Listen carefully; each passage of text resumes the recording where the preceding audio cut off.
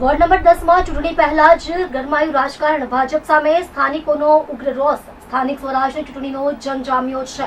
ત્યારે સુરતના ward number 10 માં સત્તાધારી પક્ષ ભાજપ સામે સ્થાનિકોનો ભારે વિરોધ જોવા મળી રહ્યો છે. અડાજણ વિસ્તારમાં આવેલા સુમન આદર્શ પ્રધાનમંત્રી આવાસના રહીશોએ ચૂંટણી પહેલા જ ભાજપ વિરુદ્ધ મોરચો માંડ્યો છે. વિગતો મુજબ આ આવાસના A, B અને C બિલ્ડિંગમાં રહેતા 200 થી વધુ પરિવારો છેલ્લા 1 વર્ષથી પીવાના શુદ્ધ પાણી માટે વલખા મારી રહ્યા છે. અંદાજે 1000 જેટલા લોકો પાણીની સમસ્યાથી ત્રસ્ત છે. સ્થાનિકોનો આરોપ છે કે તંત્ર અને પદાધિકારીઓને અનેકવાર રજૂઆત કરવા છતાં પરિણામ શૂન્ય આવ્યું છે. આજે આક્રોશિત રહીશોએ હાથમાં ખાલી ઢોલ અને મટકા લઈને સૂત્રોચ્ચાર કર્યા હતા. સોસાયટીના મેઇન ગેટ પર સ્પષ્ટ શબ્દોમાં બેનરો લગાવી દેવામાં આવ્યા છે કે ભાજપના ઉમેદવારોએ અહીં વોટ માંગવા આવવું નહીં. ચૂંટણીના ટાણે જનતાનો આ મિજાજ ભાજપના ઉમેદવારો માટે ચિંતાનો વિષય બન્યો છે. હવે જોવાનું એ રહેશે કે રહીશોનો આ વિરોધ મતદાન પર કેવી અસર પાડે છે અને શું તંત્ર ઊંઘમાંથી જાગીને પાણીની આ ગંભીર સમસ્યાનું નિરાકરણ લાવશે.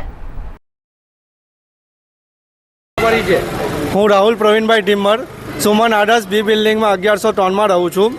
બોર્ડ કેમ મારવું પડ્યું? અમારે બોર્ડ એટલા માટે મારવું પડ્યું કે અત્યાર સુધી અમારી કોઈ પ્રોબ્લેમ છે એની નિકાલ થયો નથી. હાલમાં હવે ચૂંટણી આવી રહી છે તો લોકો વોટ માંગવા આવશે, તો અમે એટલા માટે બેનર લગાવી દીધું છે કે તમારે ભારતીય જનતા પાર્ટીએ અહીંયા વોટ માંગવા આવવું નહીં. શું કામ આ લગવું પડ્યું? શું તકલીફ? અમે 1 વર્ષથી અહીંયા રહીએ છીએ. 1 વર્ષથી અમને પાણીની તકલીફ થાય છે. અમે લેખિત રજૂઆત કરી, ઓનલાઈન રજૂઆત કરી. અહીંયા SMCના પહેલાં આવે છે, જોઈને જતા રહે છે. હા, હમણાં કરીએ છીએ, પછી કરીએ છીએ, દિવાળી પછી કરશું, ઉત્તરાયણ પછી કરશું. મે મહિનો આવી ગયો છે પણ હજી સુધી પાણીની અમને તકલીફ સોલ્વ થઈ નથી. અચ્છા, 1 વર્ષથી રહો છો, પાણી તો જોશે તો તમે કઈ રીતે મેનેજ કરો? ફર્સ્ટ અમે પાણીના ટેન્કર લાવતા હતા, પછી એ બી કેટલું અમે લાવીએ. પછી આ બોરિંગ છે તેમાં અમે મોટર ઉતારી, એનું બિલ આવે છે 10 થી 15,000. પીવાનું પાણી બધાને સવારે ટેમ્પો આવે છે બિસ્લારી પાણીનો, એનાથી યુઝ કરીએ છીએ. નહાવાનું પાણી ત્યાં નળ મૂક્યો છે, તેમાં ધીમું પાણી આવે છે, તે લોકો લઈ જાય છે ઘરે. શિલ્પાબેન ક્યાં રહેવાનું? અમે અહીંયા B બિલ્ડિંગમાં. કઈ જગ્યા પર B બિલ્ડિંગ? 210. કઈ જગ્યા પર તમારો ફ્લેટ આવેલો છે? B બિલ્ડિંગમાં બીજા માળે સુમન આદર્શ. શું સમસ્યા છે? કેટલા વર્ષથી અહીંયા રહો? અમે 1 વર્ષથી અહીંયા રહીએ છીએ. પાણીની બહુ તકલીફ પડે છે. પાણી ગંદુ આવે છે. અહીંયા આ લોકો કઈ સુવિધા કરતા નથી. અમારે બહારથી ફિલ્ટરનું પાણી મંગાવવું પડે છે, બાટલો. કેટલી વખત કઈ રજૂઆત કોને કરી? હા, SMCમાં કરી હતી પણ એ લોકો કઈ સાંભળતા નથી અમારું. કયું હિસાબે પાણી આવે છે? કેટલું ગંદુ? હા, એ માટી ને એવું બધું ગંદુ આવે છે. એનાથી ચામડીનો રોગ થાય છે, વાળ ઉતરે છે, એવું બધું થાય છે.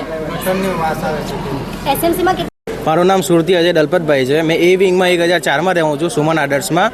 મારો વોર્ડ નંબર છે 10. શું બોર્ડ મારેલું છે? અમારે બોર્ડ મારવામાં આવ્યું છે કે ભાજપના કાર્યકર્તા લોકોએ અહીંયા વોટ માંગવા આવવું નહીં, કેમ કે આજથી 1 વર્ષથી અમે એ લોકો અહીંયા રહીએ છીએ પણ પાણીનો કોઈ નિકાલ આવ્યો નથી. દરરોજની અમે કમ્પ્લેન નાખીએ છીએ. અમારી પાસે સ્ક્રીનશોટ પણ છે બધાના. અમારા પ્રમુખે બી લાયકી છે કમ્પ્લેન, પણ કોઈ બી નિકાલ હજુ સુધી લાવ્યા નથી. કાલે રાતના બી SMC વાળા સાથે અમારી વાત થઈ. એ લોકો એવું કહે છે કે આ ખાડા ખોડીએ છે, પેલા ખાડા ખોડીએ છે. પણ એ દિવાળીથી વાત ચાલુ છે પણ અત્યાર સુધી હજુ કંઈ પણ પાણીનો નિકાલ લાવ્યા નથી. ખાલી સવારે 1 કલાક પાણી આવે છે. હવે 1 કલાક પાણીમાં આટલી બધી બિલ્ડિંગમાં કેવી રીતના પાણી ચાલે? અમારો બોરિંગ ચાલે છે. દર મહિને 15 થી 20 હજાર રૂપિયા લાઇટ બિલ આવે છે. એના માટે અમે અહીંયા કમ્પ્લેન કરીએ છીએ પણ અત્યાર સુધી અમારા કોર્પોરેટરે બી કંઈ નથી કર્યું ને કોઈ બી અત્યાર સુધી કોઈ બી નિકાલ અમારી સુનવાઈ કરી નથી. એના માટે અમે કમ્પ્લેન કરીએ છીએ. કોર્પોરેશનનું જે પાણી આવે છે કેવા પ્રકારનું? બહુ ખરાબ પાણી આવે છે. પીળા કલરનું પાણી આવે છે. એના લીધે બધાને ચામડીનો રોગ થાય છે, બધું જ થાય છે. ને પીવાનું પાણી તો અહીંયા લાયક જ નથી, કે પીવા જેવું પાણી જ નથી અહીંયા. તો કયા તમે યુઝ કરો છો? પાણી ક્યાંથી લાવો? અમે પાણી બી બહારથી મંગાવીએ છીએ. અમારે ત્યાં ફિલ્ટર લાગ્યું છે, RO લાગ્યું છે, એનાથી પાણી યુઝ કરીએ. ને નાવાનું પાણી બી અમે બહારથી જ લાવીએ છીએ. અમે અહીંયાનું પાણી યુઝ કરતા જ નથી. કેટલો ખર્ચો થાય છે બહારથી પાણી લાવવા? દર મહિનાનો અમારા 2 થી 3 હજાર ખાલી પાણીનો જ ખર્ચો જાય છે. ને બીજું લાઇટ બિલ જાય અમારું અલગ મોટરનું. સ્થાનિક સ્વરાજ્યની ચૂંટણી આવી ગઈ છે ત્યારે ભારતીય જનતા પાર્ટીનું સુરત શહેર મહાનગરમાં 30 વર્ષથી વધુ શાસન થયા છે. ત્યારે 1 વર્ષથી વધુ સમયથી સુમન આવાસ, પ્રધાનમંત્રી આવાસ અડાજણ ખાતે આવેલા છે, તેમાં 1 વર્ષથી પાણી પૂરું પાડવામાં અસમર્થ રહી છે. તેના કારણે ત્યાંના સ્થાનિક લોકોએ સોસાયટીની બહાર બેનર મારવાની